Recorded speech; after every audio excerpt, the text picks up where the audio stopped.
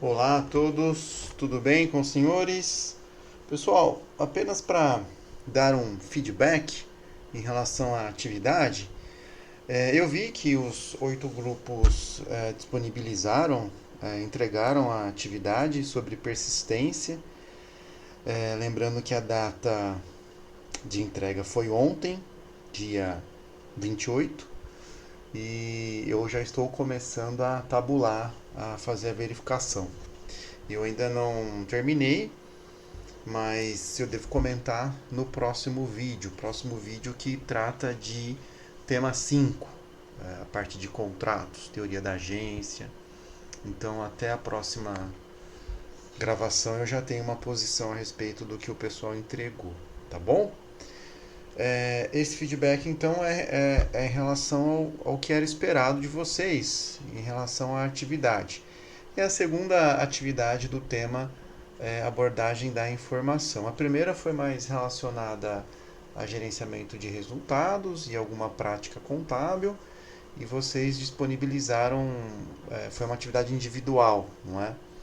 E vocês postaram os exemplos ou casos no fórum. E eu li todos, participação excelente da turma. Essa atividade foi uma atividade em grupo, tá? Então, nesse período de isolamento social, a gente tem a comunicação não é prejudicada. Então, seja por aplicativo do WhatsApp, seja por mensagens ou e-mails, vocês podem se comunicar e entregar essas atividades em grupo, tá bom? Essa atividade basicamente é sobre um artigo que eu desenvolvi com o orientando. Na verdade, nós escrevemos em conjunto, é sobre persistência do lucro e do valor justo em empresas não financeiras, evidências da América Latina. Esse artigo ele foi enviado, foi submetido para o BumpCont, não, Congresso USP. Congresso USP, vamos apenas Congresso USP, foi submetido e nós ainda não recebemos um resultado do Congresso. Espero que o resultado seja positivo, mas em breve eu informo. E tem algumas questões para comentar. São 5 questões. Objetivo do artigo: o que é persistência do lucro, como a persistência é medida e quais eram as expectativas da pesquisa. Nesse caso, vocês poderiam consultar as hipóteses de pesquisa do trabalho. E quais os resultados do artigo, como eles foram explicados ou justificados, tá bom? O objetivo do artigo, então, basicamente em uma leitura rápida do resumo, você já tinha, não é? O objetivo. O objetivo é investigar se o uso da mensuração de ativos pelo valor justo impacta, influencia a persistência do lucro contábil em empresas não financeiras de países da América Latina. Então, nós coletamos os dados de basicamente ativos mensurados a valor justo de todas as empresas, ou melhor, de algumas empresas não, alguns países da América Latina. Então, apenas para contextualizar, eu vou abrir o artigo, é melhor, para ver exatamente quais são os países, pois eu não lembro. Aqui eu tenho a tabela 2 que está disponível no artigo. Então tem Argentina, Brasil, Chile, Colômbia, Equador. É claro, são alguns países da América Latina e, obviamente, algumas empresas. Nós não podemos afirmar que todos os países da América Latina foram investigados e também não podemos investigar que todas as empresas desses países foram investigadas. Nós trabalhamos com uma amostra, perfeito? O banco de dados os dados foram coletados é esse da Standard Poor's e esses são os países. Tudo bem? Setores você encontra também, os senhores encontram na tabela 3. Então, voltando para a apresentação. Então, a gente pensou em trabalhar com a persistência, que é uma das medidas de qualidade do lucro. Eu já falei em vídeos anteriores que o lucro, ou a qualidade do lucro, né, quando você vai estudar qualidade do lucro, ou earnings quality, qualidade do lucro, esse é um conceito multidimensional. Então, tem várias dimensões, várias linhas de pesquisa para estudar qualidade do lucro. Gerenciamento de resultados é uma delas, que os senhores já estudaram. E a outra que a gente está trabalhando agora é a tal da persistência, né? A persistência do lucro. Também tem muitos trabalhos sobre persistência na literatura, tá? Em especial, a gente decidiu estudar persistência em conjunto, persistência do lucro, em conjunto com os ativos mensurados a valor justo. Né? A gente se inspirou em trabalhos que já foram publicados em top journals da área. Então, tem um trabalho que foi publicado em 2019, se não me falha a memória, 2019 ou 2018, que investigou o efeito que o valor justo dos ativos financeiros ou ativos mensurados a valor justo tem na qualidade de lucros, na qualidade dos lucros de bancos. Então eles investigaram qual o efeito do valor justo na persistência do lucro em um conjunto de bancos. Então esse e outros trabalhos nos motivaram, sem falar que o valor justo ele merece muita atenção, tem merecido muita atenção em termos de desenvolvimento de pesquisa, justamente por os pontos polêmicos envolvendo a hierarquia do valor justo, nível 2, nível 3, que são hierarquias ou medidas de valor justo sujeitas a erros. Isso pode gerar alguma discussão, algum debate. Então é isso. Entre esse e outros motivos nos motivaram a fazer esse estudo. A persistência do lucro, nesse caso a gente discutiu no último vídeo, disponibilizei um material para vocês e ainda você encontra material rico na internet a respeito de persistência. Mas na página 6 do artigo tem uma breve definição. A persistência está relacionada com a capacidade preditiva do lucro, que é um ponto que a gente trabalhou no vídeo relacionado à abordagem da informação, quando a gente tratou de persistência. Ou seja, trata da capacidade do lucro atual em predizer o lucro futuro. Então, a persistência ela está apoiada nessa capacidade preditiva do lucro, no sentido de que quanto maior a persistência, maior a capacidade preditiva do lucro. Então, obviamente, se você está interessado em prever o lucro, olha para uma empresa. Ricardo, gostaria de fazer um estudo de avaliação dessa empresa com base nos lucros. Pois bem, se você utilizar os lucros, a série histórica, lucro corrente dessa empresa, lucros passados, e se você conseguir fazer uma boa previsão, pode-se dizer que esse lucro ele tem uma boa persistência. É um lucro, é uma série persistente dessa empresa especificamente.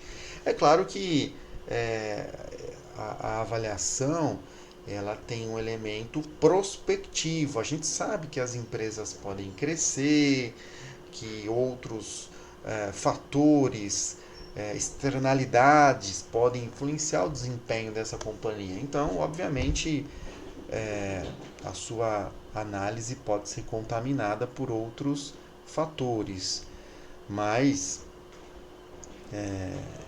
esse é um ponto que deve ser considerado na avaliação de empresas. Então, regra geral, essa é a definição de persistência do lucro, diz respeito a essa capacidade preditiva, não é? Quando eu estou interessado em fazer a previsão de lucros futuros a partir do lucro atual e de lucros anteriores. Há outras definições que podem ajudar. Você poderia buscar material auxiliar ou material complementar, artigos, livros. É importante lembrar que eu busquei esse trabalho, Francis Olson e Schipper, Earnings Quality, que trata basicamente faz uma revisão de medidas do lucro, medidas de qualidade. É importante lembrar que uma persistência alta significa que processos autorregressivos são relevantes na previsão de resultados futuros, ou seja, em outras palavras, usar séries históricas, se você está avaliando uma persistência alta, se aquele conjunto de empresas tem uma persistência alta, significa que os dados históricos são relevantes para estudar ou fazer previsão de lucro dessa empresa. Tá certo? É claro que isso não necessariamente funciona para outras empresas que dependem, ou o resultado de outras empresas pode ser influenciado por outros fatores ou outras variáveis, comportamento do setor, dólar, crises, enfim, outras variáveis podem influenciar essa análise. Se a persistência é pequena, o comportamento temporal do resultado não tem tanta influência na explicação do seu valor corrente, indicando uma baixa qualidade do resultado. Então, é necessário fazer esse estudo. Para você fazer a avaliação da persistência, você tem que fazer o estudo. Que estudo? Eu vou explicar nos próximos slides. Mas é uma análise de associação do lucro corrente em relação ao lucro passado. Então, na verdade, nós estamos tratando de uma série temporal, que eu já vou explicar. Se você faz um estudo, por isso processos autorregressivos, se você faz um estudo do lucro corrente em relação ao lucro passado, se você considera os dados históricos, e há uma associação satisfatória, há uma associação razoável entre lucro em T e lucro em T menos 1, isso pode ser um indício de alta persistência, né? Mas aí tudo tem que ser estudado, tem que ser verificado, né? Então, basicamente essa definição ela acaba entrando mais nos aspectos técnicos de como mensurar essa persistência, que acaba sendo a próxima questão. Na próxima questão, pergunta-se como a persistência é medida. Então, a gente trabalha com um modelo de uma pesquisadora ou cientista da área, o sobrenome dela é Deschaux.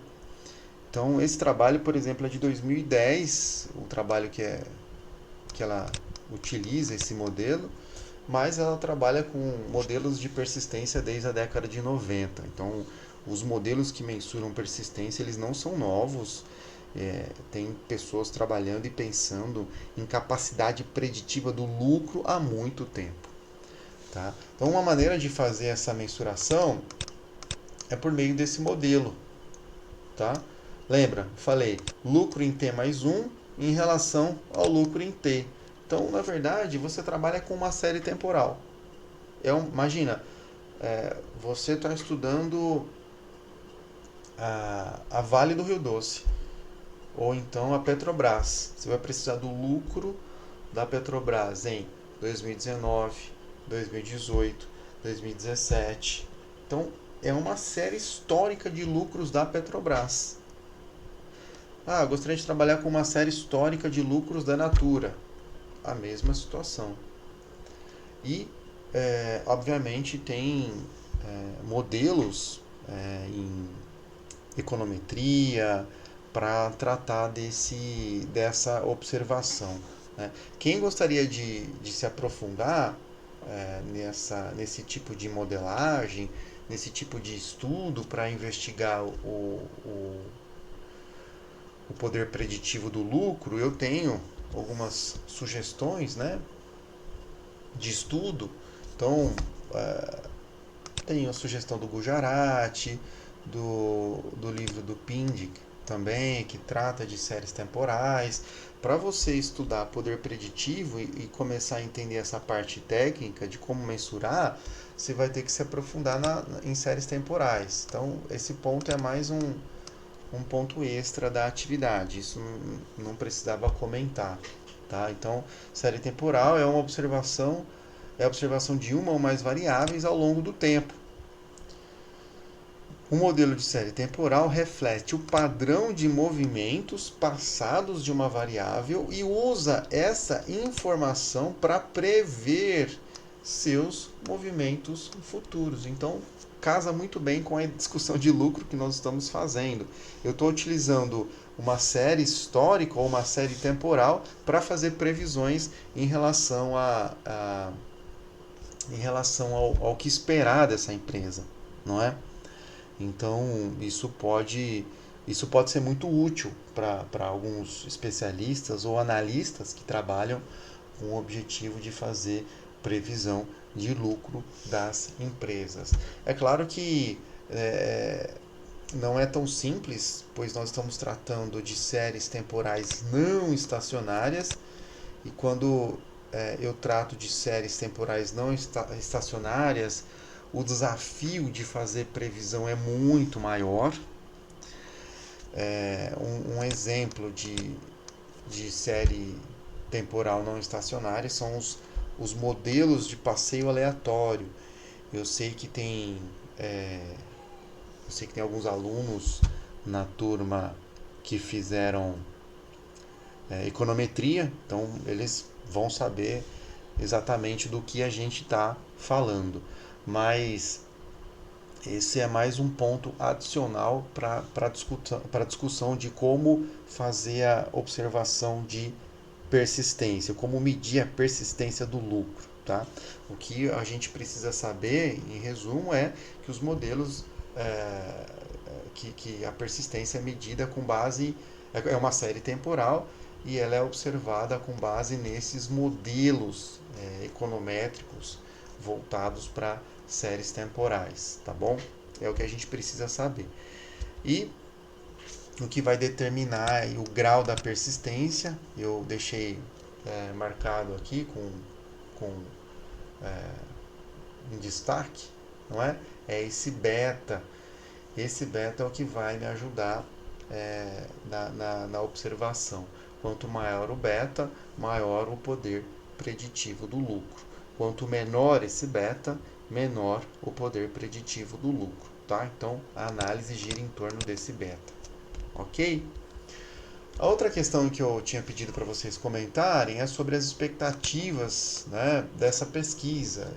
Como sugestão, eu deixei aí a leitura da parte das hipóteses. Tá? Então, a primeira hipótese diz respeito a mensuração de ativos pelo valor justo em empresas não financeiras está associada a uma menor persistência do lucro. Por que menor persistência do lucro? A gente se baseou em estudos da literatura. Um dos principais estudos, ele verificou bancos que têm a maior proporção de ativos financeiros, portanto, mais investimentos ou ativos financeiros mensurados a valor justo foi encontrada em bancos. Nesse caso, o autor encontrou uma maior persistência, esse artigo, esse paper da literatura. Então, como nós estamos trabalhando em setores não regulamentados, não é? Talvez, lembrando que o setor financeiro, os bancos são regulamentados, um dos principais motivos ou motivações para construir essa hipótese é o seguinte: nós estamos olhando para setores não regulamentados. Se são setores não regulamentados, não tem um banco central, por exemplo, olhando o desempenho ou então os relatórios que são gerados por essas empresas, talvez o poder regulatório exerça uma influência nos relatórios que são gerados por essas empresas, pelos bancos.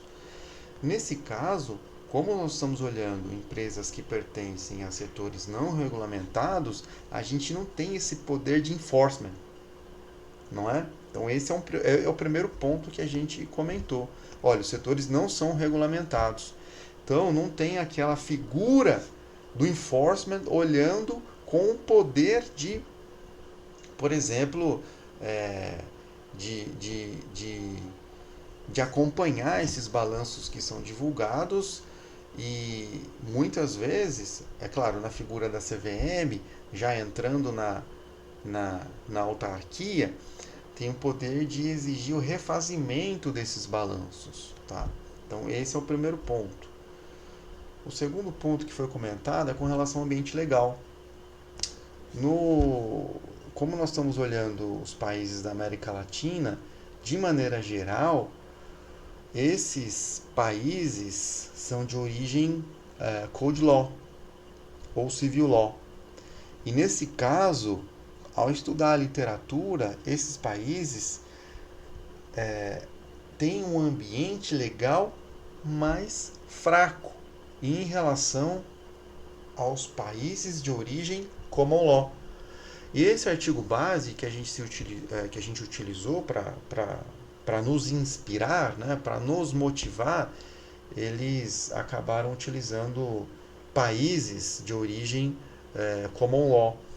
E nesse caso, o poder jurídico, o ambiente legal, ele acaba oferecendo um respaldo maior para os investidores e quem participa desse mercado. Então, isso acaba direcionando a nossa hipótese de pesquisa. Então, em resumo, a gente espera encontrar uma menor persistência em função do ambiente legal que é mais fraco e pela existência na nossa amostra de empresas que pertencem a setores não regulamentados. Então, não tem a figura de um banco central que pode intervir nesse caso, nos bancos, né? Então a gente não tem essa figura. Tá?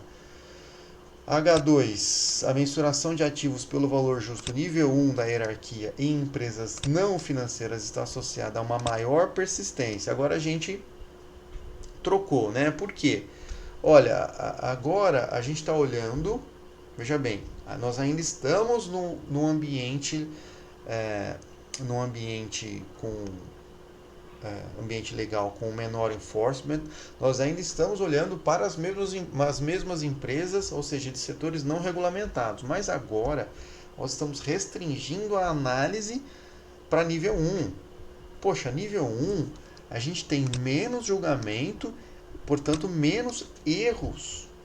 Então a tendência, se você está olhando empresas, ativos financeiros mensurados a valor justo pelo nível 1, a tendência é encontrar aquilo que é utilizado no mercado. É observável, é verificável. Se é verificável, então tem menos erro.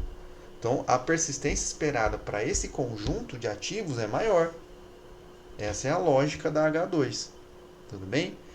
Diferentemente da H3. Na H3 você tem ativos mensurados pelo valor justo nível 2 e nível 3 da hierarquia do valor justo. Então é possível que você encontre erros nesse tipo de mensuração. Então, era esperado aí, obviamente, uma menor persistência do lucro. Tá? Então, essa é a lógica da definição das hipóteses. E os resultados, a última questão, né, diz respeito aos resultados e como eles foram explicados ou justificados. Tá? Então, os resultados indicam que há a evidência de menor persistência do lucro. Então a gente observou uma redução da persistência, coerente o que era esperado com o H1, a gente já tinha essa expectativa, tá? Sem restringir para o nível da hierarquia do valor justo. E aí os resultados, por níveis, né? Quando a gente fez a separação, não pode afirmar que o valor justo contribui para aumentar a persistência dos lucros. Então, não foi verificado nenhum aumento da persistência do lucro quando a gente faz a restrição nível 1, nível 2, nível 3. Muito menos o nível 1. Então, a gente tinha uma expectativa de encontrar pelo menos uma maior persistência para as empresas que mensuram seus ativos financeiros a nível 1. Mas a gente não encontrou esse resultado, diferentemente do estudo que fez para bancos, né? Essa é uma tabela que resume basicamente os resultados, né? Então, a hipótese 1 está escrito lá, né? Ó, a mensuração, menor persistência do lucro, né? Então, a gente acaba aceitando essa hipótese. Os nossos resultados estão coerentes com essa hipótese de pesquisa, tá? E aí uma explicação para esse resultado, a gente citou a questão dos incentivos, né, que podem conduzir, incentivos de quem? Incentivos para gestão. Então, de um lado você tem incentivos que podem influenciar a gestão em relação a elaboração dessas demonstrações financeiras, a questão dos incentivos. E além disso, você tem a questão do ambiente legal, um ambiente legal frágil, a questão da regulamentação, empresas que não são regulamentadas. Então, vários fatores que a gente já acabou comentando anteriormente explicam, né, essa piora ou menor qualidade da informação contábil, tá? E os mesmos motivos podem ser aí aplicados para H2 e para H3. Então, os motivos, na verdade, as explicações estão totalmente relacionadas, tá? Então, esse são as questões que eu tinha pedido para os senhores responderem, tá? Muito bem. Para a próxima terça, pessoal, eu vou começar a matéria nova. Se alguém tiver alguma dúvida em relação a esse artigo que eu acabei de comentar, eu vou abrir o fórum. Depois do vídeo, eu sempre abro o fórum para vocês comentarem.